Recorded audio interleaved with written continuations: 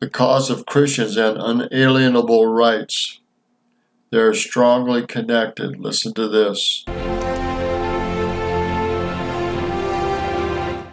With God in the picture, individuals possess human rights. Without Him, unalienable rights do not exist. Without the basis of a creator giving to us those unalienable rights, where do we get those rights from? You can find that. Look at who that was. That was an individual that's connected with homeschool and providential history researcher, home and private educator. Giving to us those unalienable rights, where do we get those rights from? You can find that unalienable or God-given rights in the Book of Mormon like nowhere else. Guess what happens if the Bible and the Book of Mormon are removed from the education of children? The youth, or even those much older, will lose the concept of God-given rights. Do you believe in evolution? Yes, I do. Well, your pet dog and your rotten neighbor are drowning. You'd only save one of them. Who would you save? I'll save my dog. I don't know why I'm really hesitating. I think I would save my dog. He's not worth saving more than my dog is. I'd go with the dog. We're animals. I believe we're all equal. I don't think humans have a higher place. Do you believe in evolution? Yes, I do. Without God as a justification for human rights, philosophically it becomes impossible to explain why a human being should be treated differently than an animal, and the teaching in school today reflects this. See, teaching in the school reflects this. The Darwinian theory of evolution and whatnot, very wicked and subtle differences that are destroying the value of human life over an animal life. Vice versa. You'd rather save an animal than a human being. People love animals more than human beings. Pretty sad. Debbie Phillips' niece, Rachel Scott, was one of the students killed at Columbine. The killers, Eric and Dylan, badgered the kids over and over that they were killing that day. Do you believe in God? Why do you believe in God? You believe in God? Well, there, and they would kill them. While there were presumably many factors that led to the shootings at Columbine, the notion of Darwinian evolution clearly played a major role.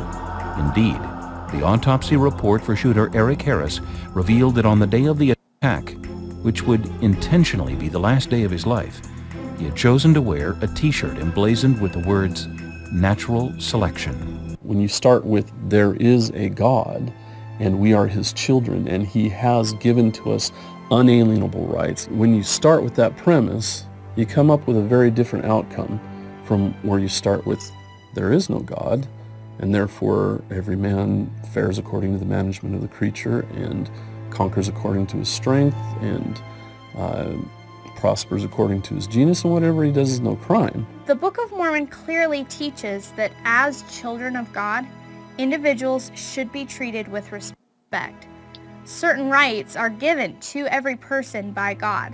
If you teach children that they're no more than trousered apes and that life has no purpose or meaning, then why are we shocked when they act like that?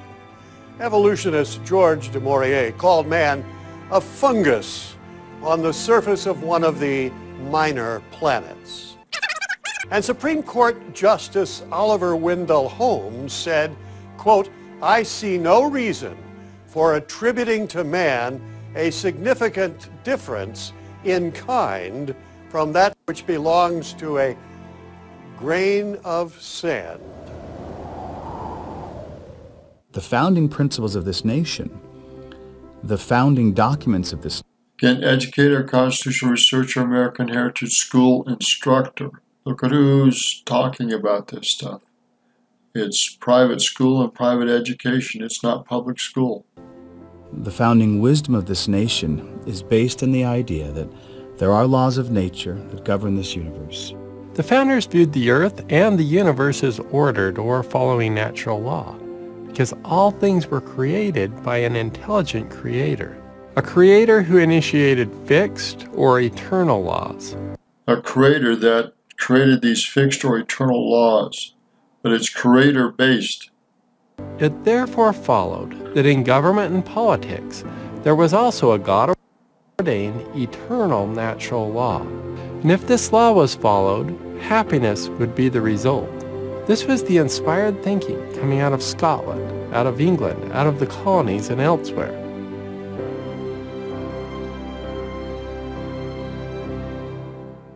All right, so God-based education and understanding, we're going to live different versus Darwinian or evolution-based.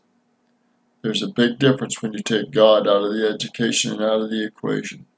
Again, this is Roger Mark from Billings, Montana. Something to think about, something to make sure we leave as a heritage and a righteous heritage with our children and grandchildren. And I say these things in Jesus Christ's name, amen.